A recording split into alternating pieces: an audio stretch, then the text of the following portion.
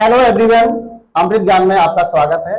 आज हम फिजिक्स के चैप्टर नंबर 1 में आज हम पढ़ेंगे फोर्स एंड मोशन, यानी कि बल और गति। आइए स्टार्ट करते हैं। सबसे पहले स्टार्ट करते हैं फोर्स। क्या होता है फोर्स? व्हाट इज फोर्स, यानी कि बल क्या है। एक हिसाब से हम कह सकते हैं कि बल एक धक्का या खिंचाव होता है। अगर हम दो शब्दों में अगर इसे देखें तो हम कह सकते हैं कि बल क्या है? एक धक्का या खिंचाव है। अगर हम किसी वस्तु पर बल लगाते हैं तो उसकी स्थिति को या रुकी हुई स्थिति या गति की स्थिति को रोकने का प्रयास करता है या उसमें गति प्रदान करने का कार्य करता है। आइए स्टार्ट करते हैं। सबसे पहले बल क्या है, आप देख रहे हैं इस तरीके से। बल एक भौतिक राशि है। बल एक भौतिक राशि है जो किसी वस्तु की विश्राम या गति की स्थिति में परिवर्तन लाने का प्रयास करती है या परिवर्तन ला सकती है। इसे धक्का या खिंचाव कहते हैं। आप इस तरीके से इसको परिभाषित कर सकते हैं। अब बात आती है बेटा इसके प्रकार। प्रकार क्या होते हैं, यानी कि टाइप्स ऑफ फोर्स।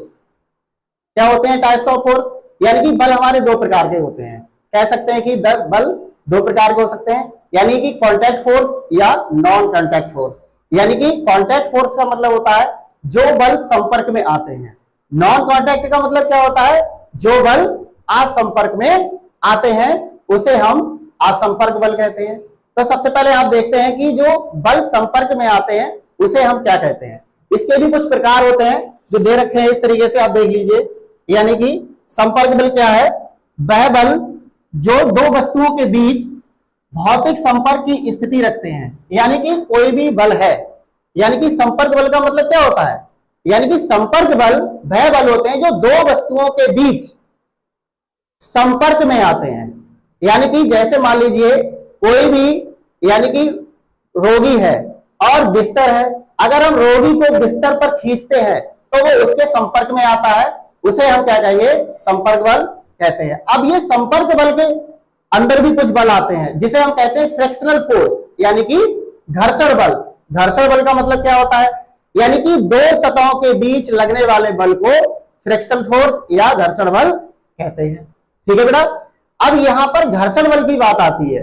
घर्षण बल आप देख रहे हैं, जैसे कि इसमें क्या है, कोई भी दो सतह हो सकती हैं। जैसे कि मान लीजिए हम चलते हैं रोड पर और हमारा जो पैर होते हैं, या कोई वाहन से आप चल रहे हैं तो आप वाहन में भी देख लीजिए, तो इस तरीके से हम इसको देखते हैं। तो उसमें क्या होता है कि दो सतहों के बीच लगने वाले बल को हम क्या कहेंगे? फ्रिक्शनल फोर्स कहेंगे या हम घर्षण बल कहेंगे। फॉर एन एग्जाम्पल, जैसे मान लीजिए रोगी को बिस्तर पर खींचते हैं। हम क्या करते हैं? रोगी को बिस्तर पर खींचते हैं तो रोगी की सतह, निचली सतह और बिस्तर की सतह के बीच हमारा घर्षण बल उत्पन्न हो जाता है। दूसरा बेटा होता है टेंसिल फोर्स, यानी कि तनाव बल। तनाव बल का मतलब क्या होता है? यानी कि स्ट्रेचर। टेंसिल फोर्स आप देख रहे हैं, यानी कि यहाँ पर तनाव बल। तनाव बल का मतलब क्या होता है? स्ट्रेचर आपने देखा ही होगा बेटा। स्ट्रेचर आप जानते हैं। स्ट्रेचर का मतलब क्या होता है? स्ट्रेचर में जब स्ट्रेचर को खींचते समय रस्सी में लगने वाला बल, अगर किसी स्ट्रेचर को आप खींचेंगे इस तरीके से, जब आप स्ट्रेचर को रस्सी से बांधकर खींचते हैं तो उसमें क्या होता है? तनाव बल उत्पन्न होता है, यानी टेंसिल फोर्स उत्पन्न हो जाता है। ठीक है बेटा। दूसरा हमारा आता है नॉर्मल फोर्स, यानी कि लंब बल। लंब बल का मतलब क्या होता है? यानी कि the perpendicular force excited by a surface on an object resting on, यानी कि जो बल उदाहरण के तौर पर अगर आप देखें कि रोगी के शरीर पर बिस्तर द्वारा लगाया गया बल, यानी कि नॉर्मल जो फोर्स होता है, लंब बल होता है, उसमें क्या होगा? रोगी के शरीर पर बिस्तर द्वारा लगाया गया बल, ये हमारा क्या होगा? नॉर्मल फोर्स कहलाता है। ठीक है बेटा। यानी कि हमारे जीवन में बहुत सारे बल होते हैं जो हमें देखने को मिलते हैं। ऐसे ही होता है अप्लाइड बल। अप्लाइड बल यानी कि अप्लाइड फोर्स, यानी कि लागू बल। लागू बल क्या है? A force that is applied to an object by a person और अनदर ऑब्जेक्ट, यानी कि जो बल हमारे किसी वस्तु पर लागू होता है। यानी कि जैसे मान लीजिए एग्जाम्पल आपको समझाऊंगा, यानी कि उदाहरण क्या है? नर्स द्वारा व्हील चेयर को धक्का देना। यानी कि आप जैसे देख भी रहे हैं, नर्स द्वारा व्हील चेयर, यानी कि ये देख लीजिए इस तरीके से क्या है, यानी कि व्हील चेयर आ रही है तो व्हील चेयर को धक्का देंगे। यानी कोई भी नर्स है तो तो वो व्हील चेयर को जब धक्का देती है तो उस पर क्या होता है बेटा, यानी कि कोई एक बल लागू होता है। यानी क्या होता है बेटा, उस पर बल लागू होता है, जिसे हम कह सकते हैं कि अप्लाइड फोर्स, यानी कि लागू बल। यहां पर हमने बल लगा दिया। अब बात आती है नॉन कांटेक्ट फोर्स की, यानी कि जो बल हमारे संपर्क में होते ही नहीं है।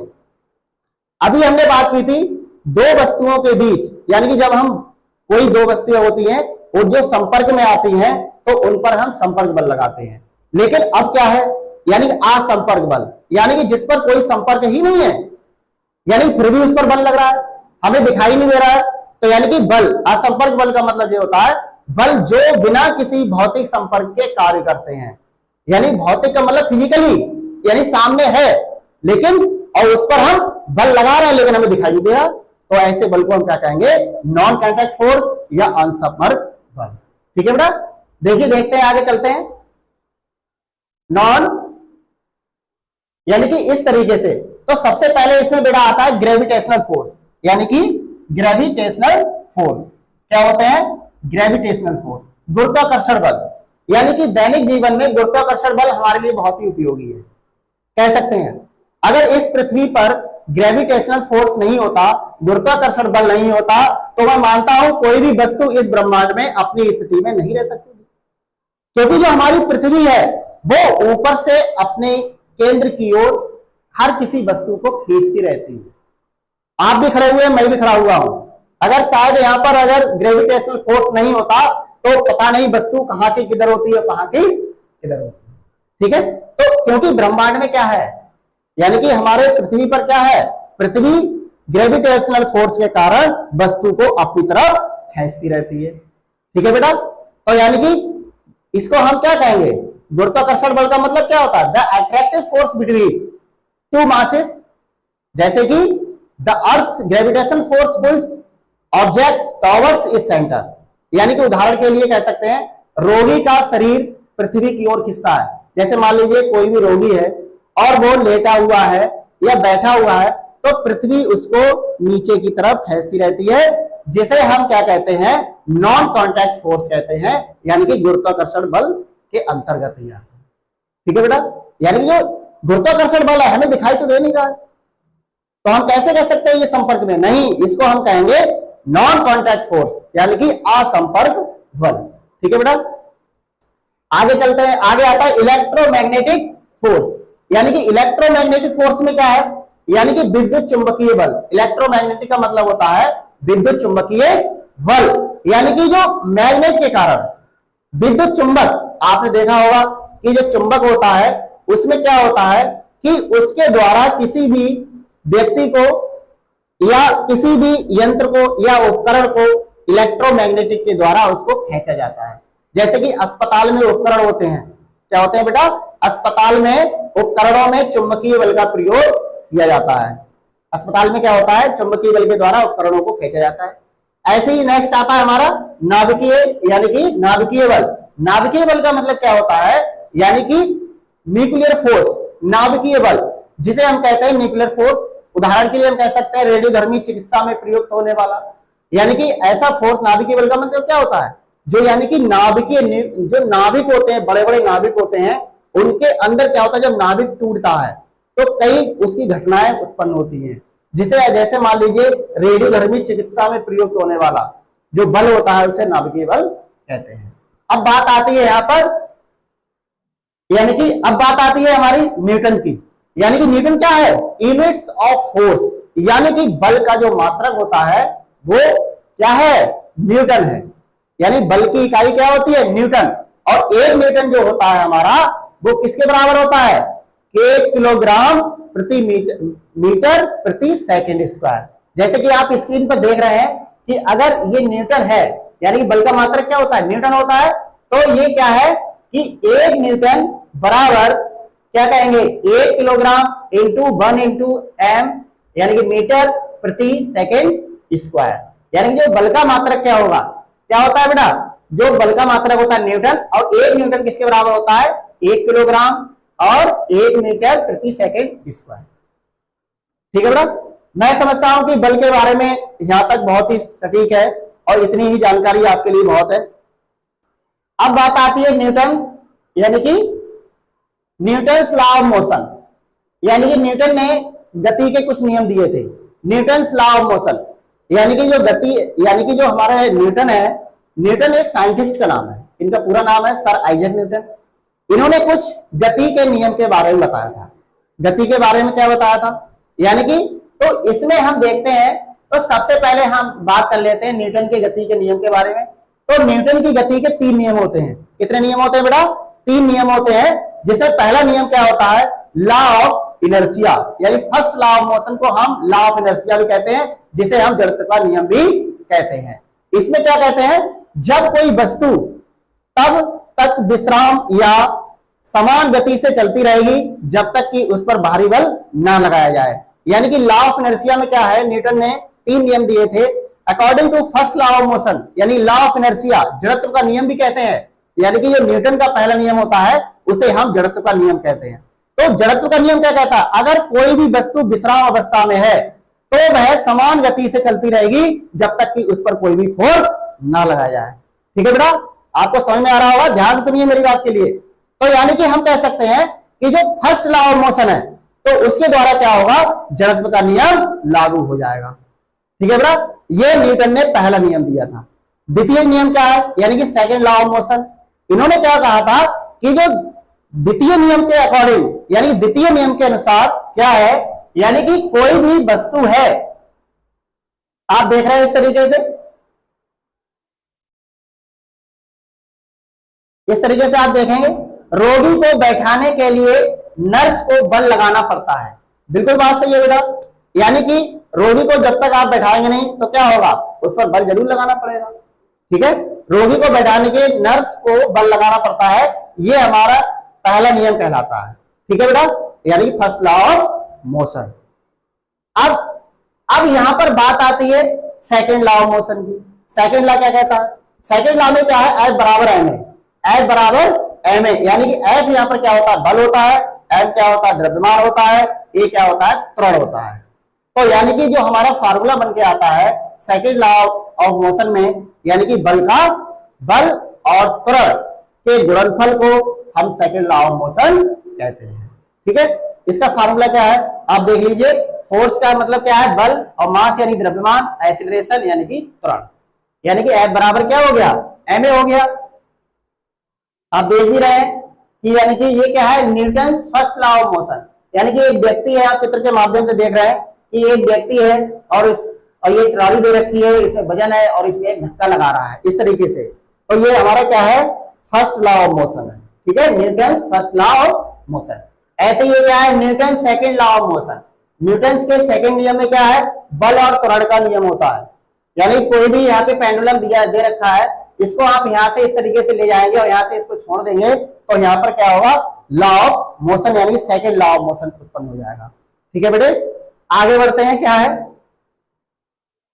इस तरीके से आप देखते रहिए, यानी जितना उदाहरण के लिए हम क्या कहेंगे, जितना अधिक बल लगाया जाएगा रोगी उतनी तेजी से हिलेगा। बिल्कुल बात सही है। यानी द्वितीय नियम क्या कहता है, अगर हम कोई भी रोगी है, कोई भी रोगी लेटा हुआ है या बैठा हुआ है, अगर हम जितना अधिक उस पर बल लगाएंगे, यानी कि हम उस पर जितना अधिक बल लगाएंगे रोगी उतना ही तेजी से हिलेगा। बिल्कुल बात सही है, क्योंकि ये क्या है, न्यूटन के द्वितीय नियम पर आधारित है। न्यूटन की गति का द्वितीय नियम है, यानी कि जितना आप उस पर बल लगाएंगे रोगी उतना तेजी से हिलेगा। ठीक है बेटे, आगे बढ़ते हैं। आगे क्या कहता है, थर्ड लॉ ऑफ मोशन, यानी कि थर्ड लॉ ऑफ मोशन, इसको हम हिंदी में कहते हैं क्रिया प्रतिक्रिया का नियम। क्रिया प्रतिक्रिया का नियम क्या है, यानी कि एक अगर कोई भी वस्तु है और उस पर कोई दूसरी वस्तु है, तो आप एक वस्तु दूसरी वस्तु पर बल लगाती है। बिल्कुल बात सही है। जैसे मान लीजिए मेरे पास इस तरीके से ये पेन दे रखा है, अगर मैं इस उंगली पर इसको बल लगाऊंगा तो उतनी ही बल से ये उंगली भी इस पेन पर बल लगा रही होगी। ठीक है बेटे, इसी को हम क्या कहते हैं, क्रिया प्रतिक्रिया का नियम कहते हैं। एक्शन रिएक्शन आपने सुना होगा, यानी कि एक्शन और रिएक्शन, क्रिया और प्रतिक्रिया, यानी जब क्रिया होती है तो प्रतिक्रिया भी होना बिल्कुल जाहिर सी बात है। ठीक है, जैसे मान लीजिए बंदूक की गोली आपने सुनी होगी, बंदूक आपने चलाई भी होगी, नहीं भी चलाई कोई बात नहीं, आपने देखी होगी। तो जब बंदूक की गोली आगे निकलती है तो जो धक्का होता है वो बंदूक के द्वारा पीछे की तरफ लगाया जाता है, और जो बंदूक की गोली होती है वो आगे जाती है, और जो बल होता है वो पीछे की तरफ लगता है। इसी को हम क्रिया प्रतिक्रिया का नियम कहते हैं। उदाहरण के लिए, जब कोई नर्स, बहुत सारे उदाहरण दैनिक जीवन में देखने को मिलते हैं, आइए मैं एक सरल सा एग्जांपल आपके लिए दूंगा। जैसे कि जब नर्स व्हील चेयर को धक्का देती है, जब नर्स व्हील चेयर को धक्का देती है, व्हील चेयर भी नर्स पर विपरीत बल लगाती है। कहने का मतलब क्या है, अगर कोई भी नर्स है वो व्हील चेयर के लिए धक्का मार रही है तो व्हील चेयर भी नर्स पर विपरीत दिशा में बल लगाती है। इसी को हम थर्ड लॉ ऑफ मोशन कहते हैं, एक्शन रिएक्शन कहते हैं, और क्रिया प्रतिक्रिया का नियम कहते हैं। ठीक है बेटे, अब बात आती है टाइप्स ऑफ मोशन की, यानी कि गति के प्रकार। यानी कि गति क्या है, गति के प्रकार पढ़ने से पहले सबसे पहले मैं देखूंगा कि गति के प्रकार में गति के बारे में भी आप देख लीजिए। गति क्या है, यानी कि कोई भी वस्तु है तो जब उसमें गति हो गई, जैसे मान लीजिए मैं यहां पे खड़ा हुआ हूं और मैं थोड़ा सा आगे बढ़ गया तो मुझमें क्या हुआ, कुछ परिवर्तन हुआ। मैं इधर था, मैं इधर आ गया, तो इसमें क्या हुआ, मेरी स्थिति में परिवर्तन हो रहा है, और यही परिवर्तन मोशन कहलाता है। इसी को हम गति कहते हैं। ठीक है बेटे, अब स्थिति में परिवर्तन तो हुआ, तो इसमें कुछ ना कुछ समय भी लिया होगा मैंने, क्योंकि मैंने समय भी लिया ना। समय के साथ स्थिति में परिवर्तन होने की घटना को गति या मोशन कहते हैं। ये हमारी गति की परिभाषा निकल के आती है बेटा। ठीक है, अब हम बात करते हैं गति के प्रकार की। तो सबसे पहले गति होती है रैखिक गति। रैखिक गति क्या होती है, यानी कि लीनियर मोशन, यानी कि रैखिक, यानी रैखिक का मतलब होता है रेखा। जैसे मान लीजिए क्या है, मेरे पास पेन दे रखा है तो ये बिल्कुल सीधी रेखा है।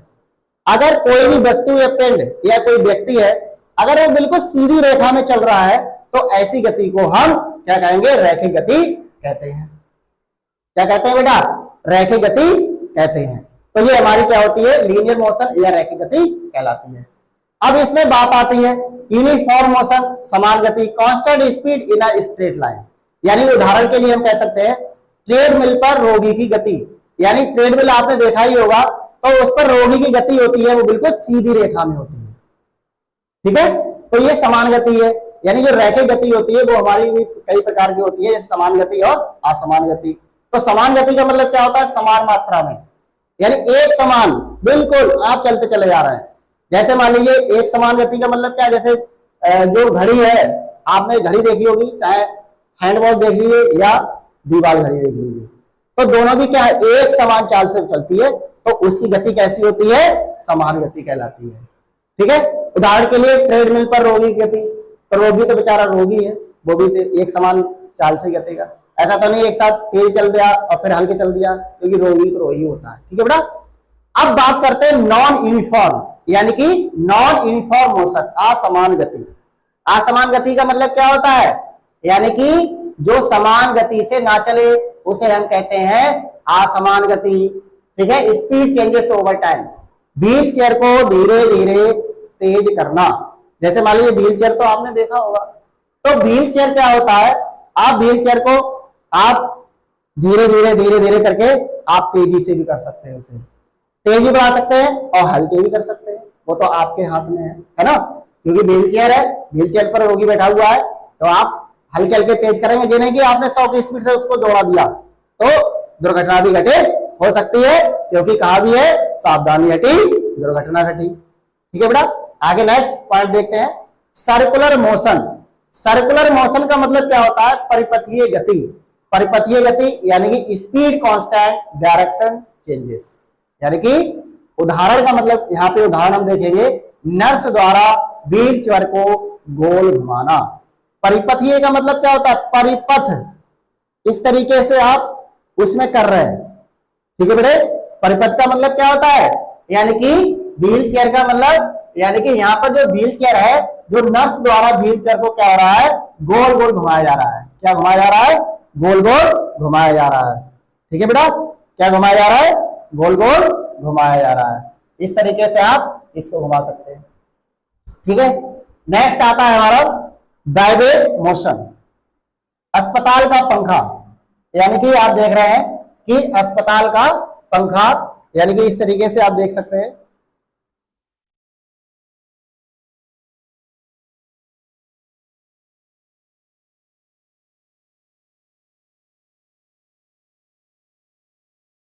वाइब्रेट मोशन, हाँ बेटा ये देखिए, नॉन यूनिफॉर्म सर्कुलर मोशन, असमान प्रपथी गति में सबसे पहला है अस्पताल का पंखा धीरे धीरे घूमना शुरू करता है। अस्पताल का पंखा हो चाहे कहीं का भी पंखा हो बेटा, वो क्या करेगा, यानी कि जब आप स्विच ऑन करते हैं, जब पंखे का आप स्विच ऑन करते हैं तो पंखा क्या होता है बेटा, वो धीरे धीरे घूमना स्टार्ट कर देता है। क्या करता है, धीरे धीरे घूमना स्टार्ट कर देता है। इसी को हम क्या कहते हैं, नॉन यूनिफॉर्म सर्कुलर मोशन, यानी कि असमान परिपथीय गति। ठीक है बेटे, आगे आता है वाइब्रेटरी मोशन, यानी कि इसको हम क्या कहते हैं, वाइब्रेटरी मोशन, कंपन गति। कंपन गति का मतलब क्या होता है, इसको हिंदी में आप देख लीजिए और इंग्लिश में भी सुन लीजिए।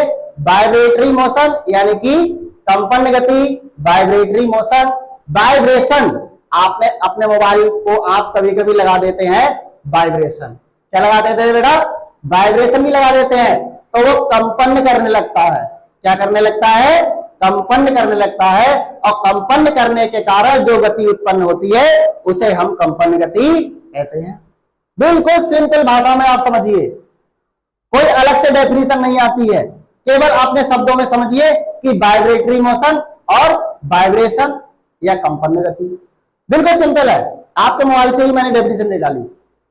ठीक है, इसका उदाहरण आप देख लीजिए, मांसपेशियों की मालिश करने वाली मशीन। आपने देखा होगा रोगी की मालिश की जाती है, जब रोगी की मालिश करते हैं तो उसकी जो मांसपेशियां होती हैं जाम हो जाती हैं, तो उस पर एक वाइब्रेटरी मशीन होती है जिसके द्वारा उसकी जो मांसपेशियां हैं उसको कंपन कराया जाता है। कंपन कराया जाता है तो उसके कारण जो गति उत्पन्न होती है उसे हम क्या कहते हैं, कंपन गति कहते हैं। ठीक है बेटा, इससे अच्छा एग्जाम्पल आपको मिल ही नहीं सकता, क्योंकि मांसपेशियों की मालिश करने वाली मशीन वो वाइब्रेटरी मोशन यानी कंपन गति का उदाहरण है। ऐसी बात आती है ऑसिलेटरी मोशन। ऑसिलेटरी मोशन का मतलब क्या है, ऑसिलेशन करना, ऑसिलेशन यानी कि ऑसिलेशन। ऑसिलेशन का मतलब क्या होता है बेटा, ऑसिलेशन यानी कि ये देख लीजिए इस तरीके से, क्या है ऑसिलेशन।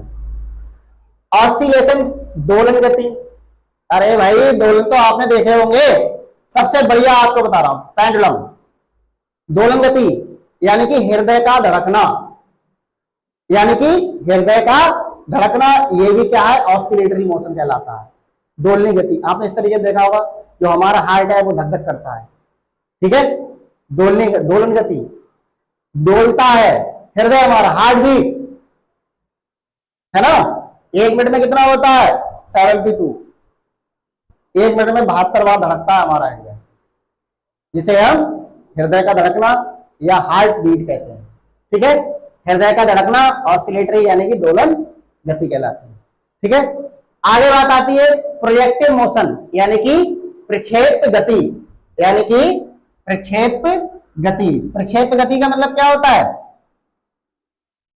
प्रक्षेप गति यानी प्रोजेक्टाइल मोशन, यानी कि किसी अस्पताल में किसी वस्तु का गिरना, वो क्या होगा, यानी कि कर्व्ड। कर्व्ड का मतलब आप समझते हैं, कर्व इस तरीके से, तो हमारी प्रक्षेप गति होती है। ठीक है, तो अस्पताल में कोई भी वस्तु अगर वो गिरती है, कोई जरूरी नहीं कि वो ऊपर से ऐसे गिरती है, वो ऐसे भी गिर सकती है, ऐसे भी गिर सकती है, वो तो कैसे भी गिर सकती है, जहां पे जैसी इसकी डायरेक्शन होगी उसे हम क्या कहेंगे, प्रक्षेप गति कहेंगे। ठीक है बेटे, अब बात आती है फैक्टर्स अफेक्टिंग मोशन, यानी कि गति को प्रभावित करने वाले कारक। गति को प्रभावित करने वाले कारक क्या होते हैं, बल और गति, यानी गति को प्रभावित करने वाले कारक।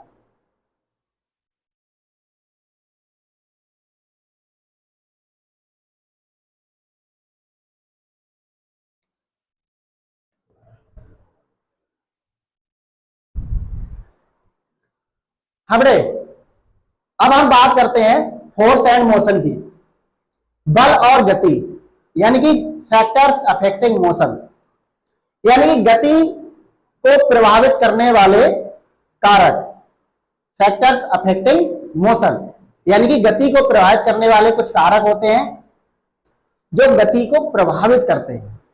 क्या करते हैं? गति को प्रभावित करते हैं। प्रभावित का मतलब ये होता है उसको रोकते हैं, बाधा उत्पन्न करते हैं और इफेक्ट पैदा करते हैं। अब वो क्या होंगे? तो सबसे पहले आप देख लीजिए फोर्स एंड मोशन, बल और गति। बल और गति ये क्या होते हैं? गति को प्रभावित करते हैं। क्या करते हैं? गति को प्रभावित करते हैं। कैसे प्रभावित करेंगे आप देख लीजिए। बल लगाने से किसी वस्तु की गति में परिवर्तन होता है। बिल्कुल बात सही है बेटा। अगर हम किसी वस्तु को यानी कि किसी वस्तु पर हम बल लगा दें तो वस्तु की गति में परिवर्तन होगा। बिल्कुल, अगर वो वस्तु रुकी हुई है तो चल पड़ेगी, अगर चल रही है तो उस पर बल लगा देंगे तो वो रुक जाएगी। क्योंकि बल क्या होता है? मैंने सबसे पहले बताया था कि बल क्या होता है कि बल एक धक्का या खिंचाव होता है, उसे हम बल कहते हैं। पुल एंड पुश, पुल खींचना और पुश यानी कि धक्का मारना, इसी को हम बल कहते हैं। बिल्कुल सिंपल डेफिनेशन है, दो शब्दों में आप रख लीजिए। बल का प्रभाव उसके परिमाण, दिशा और आवेदन के बिंदु पर निर्भर करता है। बिल्कुल, किसी वस्तु पर जितना अधिक बल लगाया जाता है उसी गति में उतना ही अधिक परिवर्तन होगा। यानी कि किसी वस्तु पर आप कोई वस्तु चल रही है और उसको आप एकदम से बल लगा दीजिए और पकड़ के इसको खींच लीजिए तो वस्तु क्या होगी? जल्दी रुक जाएगी। अगर वस्तु रुकी हुई है और आपने तेजी से बल लगा दिया तो वो वस्तु तेजी से गति करने लगेगी। और जो बल का प्रभाव होता है उसके परिमाण और दिशा दोनों बिंदु पर निर्भर करता है। परिमाण का मतलब क्या होता है? वैल्यू उसकी क्या है, वैल्यू, और दिशा यानी कि किस दिशा में वो डायरेक्शन कर रही है। क्योंकि जो हमारा बल होता है, जो बल है, बल पर दोनों दिशाएं होती है, परिमाण और दिशा दोनों लगते हैं। क्योंकि जिसमें परिमाण और दिशा दोनों ही होते हैं वो सदिश कहलाता है। यानी बल हमारी कैसी राशि है? सदिश राशि होती है। ये आप नोट कर लीजिए, इसको आप वेरी मोस्ट लगा दीजिए, क्योंकि इसका मतलब क्या है? जो बल है हमारी वो कैसी राशि है? वो सदिश राशि होती है। ठीक है, अब बात आती है नेक्स्ट, द्रव्यमान और जड़त्व। द्रव्यमान और जड़त्व का मतलब क्या है? किसी वस्तु का द्रव्यमान उसकी जड़ता निर्धारित करता है। ठीक है बेटा, क्या निर्भर करता है? उसकी जड़ता निर्धारित करता है। अधिक द्रव्यमान वाली वस्तु को अपनी गति की स्थिति यानी कि तुरंत बदलने के लिए अधिक बल की आवश्यकता होती है। क्या? हाँ बिल्कुल बात सही है। अगर कोई वस्तु का द्रव्यमान ज्यादा है तो अगर हम उसकी गति की स्थिति में परिवर्तन करेंगे तो उस पर हमें ज्यादा से ज्यादा बल लगाना पड़ेगा। क्यों? ऐसा क्यों होता है? यही कारण है कि भारी वस्तुओं को हिलाना या रोकना कठिन होता है। जैसे मान लीजिए ये पेन है, ये पेन सबसे बढ़िया एग्जाम्पल दे रहा हूं आपके लिए। अगर इसमें कितना वजन होगा? ज्यादा से ज्यादा 50 ग्राम होगा, 50 से भी कम ही होगा। तो इसको हम गति अगर कराना चाहें तो आप थोड़ा सा इस पर बल लगा दीजिए, ये करना पड़ेगा।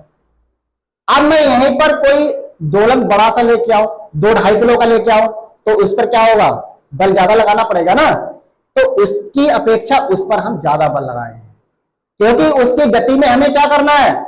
उसकी गति की स्थिति में परिवर्तन लाना है और बदलने के लिए अधिक बल की आवश्यकता होनी पड़ेगी, करनी पड़ेगी। ठीक है बेटा, अब बात आती है फ्रिक्शन यानी कि घर्षण। बहुत ही इंपॉर्टेंट है घर्षण। घर्षण बल भी आपने पढ़ा होगा। घर्षण का मतलब क्या होता है? फ्रिक्शन, घर्षण वह प्रतिरोधक बल है जो किसी वस्तु की गति का विरोध करता है। यह गति को नियंत्रित करने में भूमिका निभाता है। ठीक है बेटा, कैसे? कोई भी वस्तु अगर चल रही है तो वो अपने आप भी रुक जाती है। आपने देखा होगा, अगर वस्तु है वो चल रही है, अगर दो सतह उसके आसपास हैं, यानी कि मान लीजिए इस तरीके से ये पैर रखा हुआ है और इसमें क्या है? ये वस्तु अभी बिल्कुल दो सतह हैं। ये मान लीजिए एक पेन है, इन दोनों के बीच में क्या है? एक इसकी सतह और एक हथेली की सतह। दोनों के बीच क्या होगा? घर्षण होगा, घर्षण लगेगा और इस पर जो उत्पन्न बल होगा उसे हम घर्षण बल कहते हैं। क्योंकि हम चलते हैं और जब हम चलते हैं तो हमारे सड़क और पैरों की जो तली होती है उनके बीच एक फ्रिक्शनल यानी घर्षण बल लगता है। और वह घर्षण क्या होता है? प्रतिरोधक बल है जो किसी वस्तु की गति का विरोध करता है। और कभी कभी आपने देखा होगा कि हम बरसात के दिनों में क्या करते हैं, हम फिसल जाते हैं क्योंकि घर्षण बल की कमी हो जाती है। क्योंकि घर्षण बल हमारे चलने के लिए बहुत इंपॉर्टेंट है, क्योंकि यह गति को नियंत्रित करने में महत्वपूर्ण करता है। ठीक है, अब बात आती है फ्रिक्शन यानी कि घर्षण के प्रकार। तो सबसे पहला प्रकार क्या है? सबसे पहला प्रकार है, आप देख लीजिए, सबसे पहला प्रकार है static friction. The friction force that prevents an object, यानी कि force events an object from starting to move. यानी कि स्टैटिक फ्रिक्शन क्या होता है? The frictional force that prevents an object from starting to move. स्थैतिक घर्षण का मतलब क्या होता है? घर्षण बल जो किसी वस्तु को गति करने से रोकता है उसे हम स्थैतिक घर्षण कहते हैं। क्या कहते हैं? उसे हम स्थैतिक घर्षण कहते हैं। स्थिति के यानी कह सकते हैं कि स्थिति के कारण, यानी कि घर्षण बल जो है किसी वस्तु को गति करने से रोकता है, क्योंकि उसकी स्थिति है रुकी हुई है, तभी तो क्या करेगा? रोकेगा। घर्षण बल जो किसी वस्तु को गति करने से रोकता है उसे हम स्थैतिक घर्षण कहते हैं। ठीक है बेटे, इससे ज्यादा कुछ नहीं। आगे देख लीजिए, आगे हम देखते हैं इसका एग्जाम्पल। आप देख रहे हैं कि जो ये घर्षण बल है जो किसी वस्तु को रोकता है। आगे है काइनेटिक फ्रिक्शन। काइनेटिक फ्रिक्शन क्या है? काइनेटिक फ्रिक्शन का मतलब होता है गतिज घर्षण। गतिज घर्षण, गतिज घर्षण क्या है? गतिज घर्षण का मतलब ये होता है कि वह घर्षण बल जो पहले से गतिमान किसी वस्तु की गति का विरोध करता है। यानी कि वह घर्षण बल जो पहले से गतिमान किसी वस्तु की गति का विरोध करता है। मान लीजिए काइनेटिक का मतलब क्या होता है? गति, गतिज करना, गतिज फ्रिक्शन। यानी कोई भी वस्तु है अगर वो पहले से चल रही है, यानी कि क्या कहेंगे हम? अगर कोई भी वस्तु है और वो पहले से चल रही है और उस पर हम क्या करेंगे? किसी वस्तु की गति का विरोध करेगा। घर्षण बल क्या करेगा? उसको रोकने का प्रयास करेगा। आपकी साइकिल है, आप साइकिल चलती हुई होती है, आप साइकिल चलाते हैं, वो चल रही है और आप उसको पैडल मारना बंद कर दीजिए, यानी पैडल मारना आप बंद कर दीजिए, तो कुछ समय के बाद आप देखेंगे जो गतिमान साइकिल थी वो क्या हो गई? वो रुक गई। तो इसी को हम क्या कहेंगे? काइनेटिक फ्रिक्शन कहेंगे, यानी कि गतिज घर्षण कहेंगे। इसमें एग्जाम्पल आप देख लीजिए। नर्सें बिस्तर पर मरीजों को हिलाते समय घर्षण का इस्तेमाल करती हैं और मरीज के शरीर और बिस्तर के बीच घर्षण हरकत को नियंत्रित करने में मदद करता है। हाँ बिल्कुल, यानी कि उदाहरण के नर्स बिस्तर पर मरीजों को हिलाते समय घर्षण का इस्तेमाल करती है। बिल्कुल, जैसे मान लीजिए आपने देखा होगा जब नर्स होती है और मरीज होता है बेचारा, तो उसका बिस्तर लगाना है। क्या लगाना है? बिस्तर लगाना है। तो हल्के से उसको क्या करा? पुश कर दिया, यानी कि हल्के से क्या करा? उसको इधर पुश कर दिया। अगर घर्षण नहीं होता तो हो सकता है कि उन्होंने थोड़ा सा बल लगाया और वो बिल्कुल मरीज जाके बेचारा नीचे गिर गया, है ना? लेकिन ऐसा नहीं होना चाहिए। तो इसके लिए क्या होता है? जो हमारा काइनेटिक फ्रिक्शन फोर्स होता है वो इसमें काफी मदद करता है ना? अब बात करते हैं practical application in nursing. Nursing में व्यवहारिक उपयोग। नर्सिंग में व्यवहारिक उपयोग क्या है? पेशेंट मूवमेंट, यानी कि पेशेंट मूवमेंट का मतलब क्या होता है? मरीज की हरकत। मरीज की हरकत का मतलब क्या है? नर्सों को यह समझने की जरूरत है कि मरीज को उठाते या हिलाते समय उचित बल कैसे लगाया जाए ताकि मरीज और खुद दोनों को चोट न लगे। सही शारीरिक क्रियाविधि अनावश्यक तनाव और मांसपेशियों के तनाव को कम करने में मदद करती है। यानी कि मरीज की हरकत क्या है? तो मरीज की जो हरकत होती है बेटा, यानी इसका मतलब क्या है? नर्स को यह समझने की बहुत जरूरत है कि मरीज को जब हम उठाएंगे या हिलाएंगे तो तो उस पर उतना ही बल लगाएं जितने में मरीज को चोट ना लग सके। यानी पता चला कि आपने एकदम बिल्कुल इतना बल लगा दिया कि वो उसको उठा दिया और हिला दिया, वो बेचारा नीचे गिर गया, नहीं, ऐसा नहीं है, और आपको भी चोट लग सकती है। ये नर्स को बिल्कुल भी नहीं करना है। सही शारीरिक क्रियाविधि अनावश्यक तनाव और मांसपेशियों के तनाव को कम करने में मदद करता है ना बेटा। तो ये बहुत सारे इंपॉर्टेंट होते हैं। ऐसी बात आती है चिकित्सा उपकरण। चिकित्सा उपकरण का मतलब क्या होता है? ये नर्सिंग में व्यवहारिक उपयोग है, नर्सिंग के लिए, ठीक है बेटा। नेक्स्ट है चिकित्सा उपकरण। चिकित्सा उपकरण का मतलब क्या है?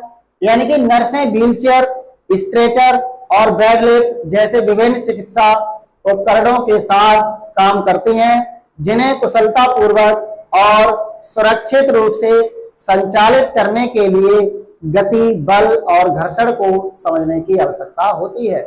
यानी कि चिकित्सा के क्षेत्र में कुछ उपकरण होते हैं, जैसे कि स्ट्रेचर होता है, व्हीलचेयर होती है, बेड लिफ्ट होती है।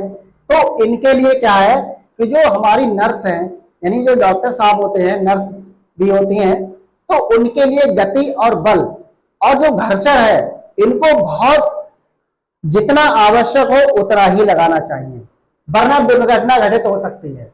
ज्यादा लगा लिया तब भी दुर्घटना घटित हो सकती है, कम लगा दिया तो भी नुकसान हो सकता है। तो यानी कि उतना ही हमें बल, घर्षण और गति का उपयोग करना है जितना कि हमें आवश्यकता हो।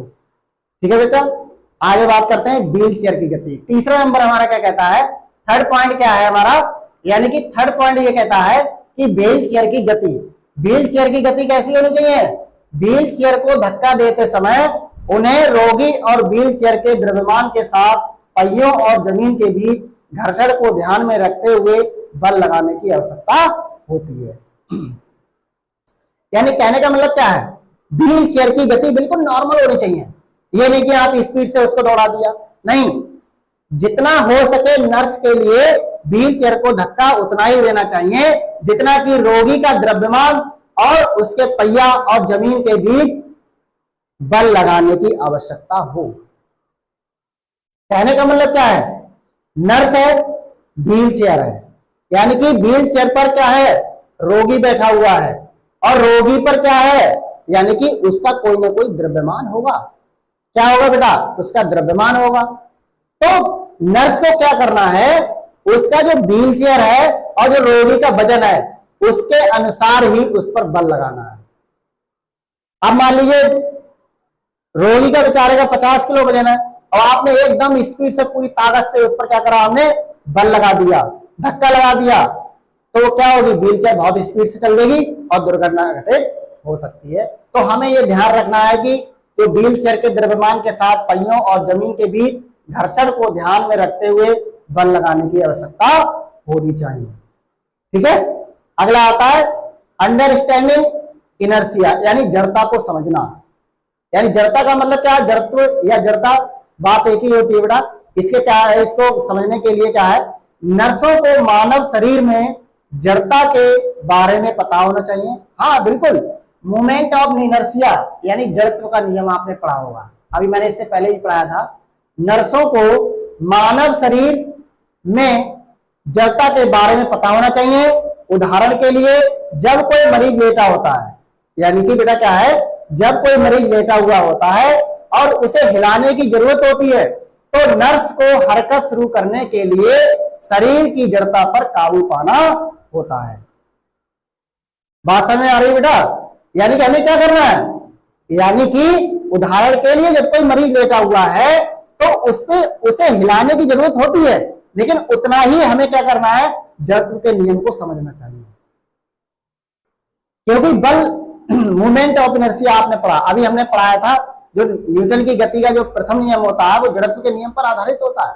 यानी कि अगर वस्तु विराम अवस्था में है तो विराम अवस्था में रहेगी, अगर गतिमान अवस्था में है तो गति में रहेगी, जब तक कि उस पर कोई भी बल ना लगाया जाए। ये मूवमेंट यानी कि Newton's law, first law of motion कहलाता है, न्यूटन की गति का प्रथम नियम होता है। ठीक है बेटे, अब यहां पर बात करते हैं अप्लाइंग न्यूटन्स लॉ। अब हमें न्यूटन के नियमों का पालन करना है। अब पालन आप कैसे करेंगे? न्यूटन के नियमों को पालन करने के लिए अब आपको बहुत ज्यादा ध्यान देना है। क्या करना है, नर्सें मरीज को ले जाते समय, यानी जो नर्स होती हैं वो मरीजों को ले जाती हैं, मरीज यानी जो मरीज होता है तो नर्सें मरीजों को ले जाते समय, फिर से सुन लीजिए, ध्यान से सुनिए, बिल्कुल पॉइंट बहुत इंपॉर्टेंट है। यानी कि जो न्यूटन के नियम होते हैं, मैंने 3 नियम पढ़ाए थे, उसको लागू आपको कैसे करना है, कैसे लागू करना है, देखिए कैसे लागू करेंगे।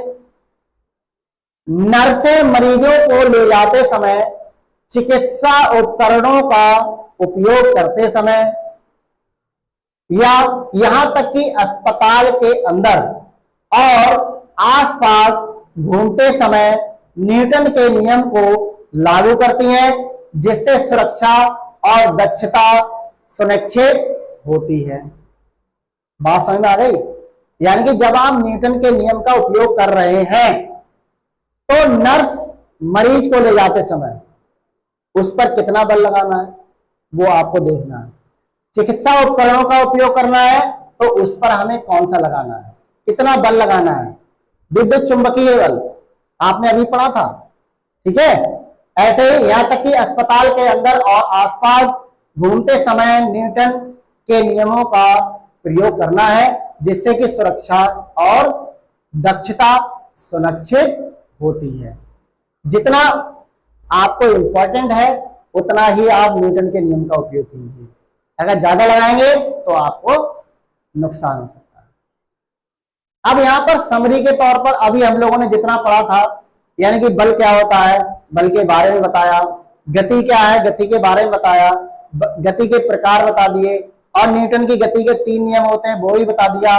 और यहाँ पर और आपको हमने जो बल के नियम थे, यानी कि बल की परिभाषा और बल के प्रकार, ये सब बताया था। तो उसके बारे में एक बार हम इसमें समरी के तौर पर इसका सारांश निकालते हैं कि हमने अभी तक क्या क्या पढ़ा, क्या क्या पढ़ा वो आप देख लीजिए। सबसे पहले बात करते हैं बल के बारे में। बल क्या होता है, आप खुद मन में विचार कीजिए कि बल क्या होता है, आप खुद सोच सकते हैं। जब आपको इतना हमने पढ़ा दिया तो आपको कुछ ना कुछ समझ में आया भी होगा। 2 शब्दों की डेफिनेशन होती है, बल एक धक्का या खिंचाव है।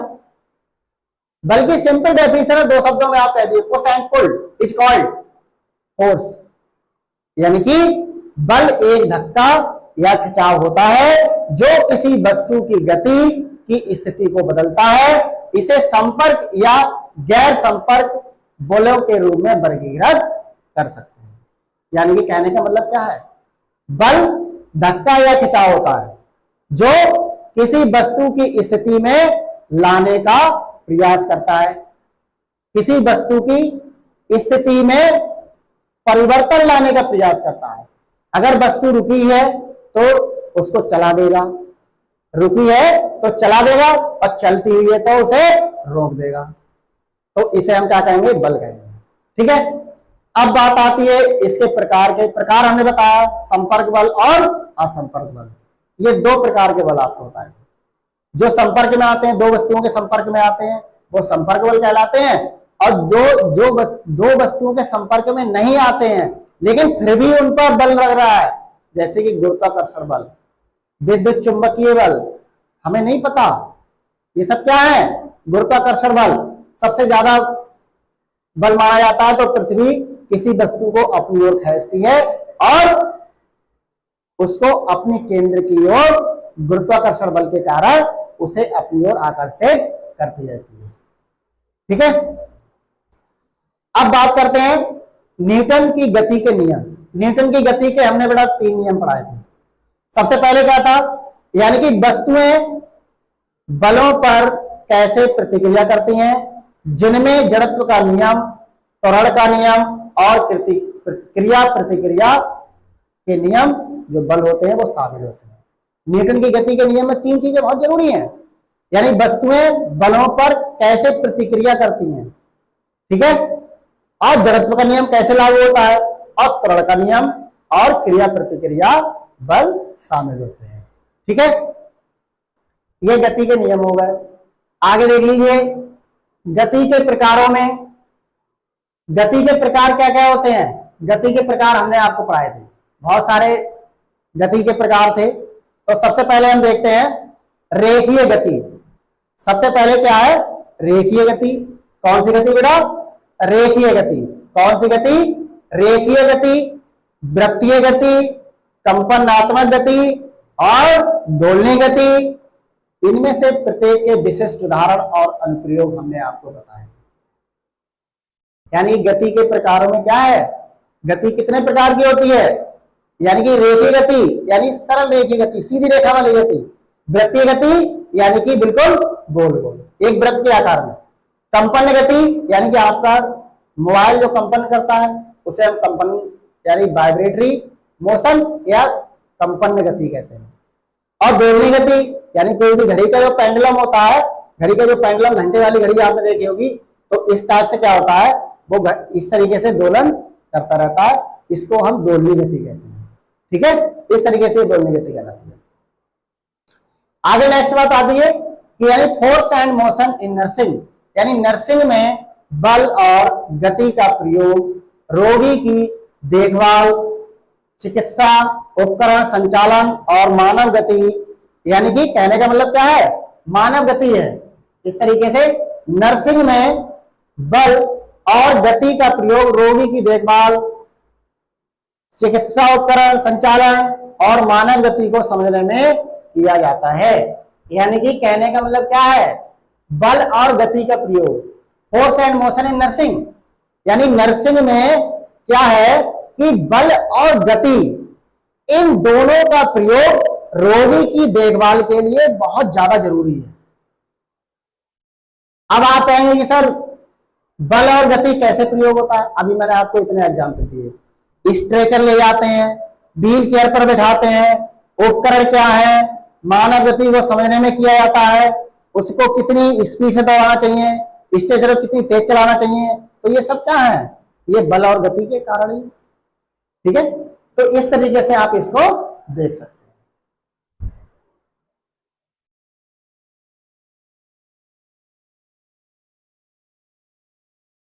ठीक है बेटा, मैं समझता हूं कि आपको अमृत ज्ञान में आपको फिजिक्स के चैप्टर नंबर 1 से आपको बहुत कुछ समझ में आया होगा। और आगे नेक्स्ट वीडियो में आपके लिए फिर एक टॉपिक के साथ उपस्थित होंगे।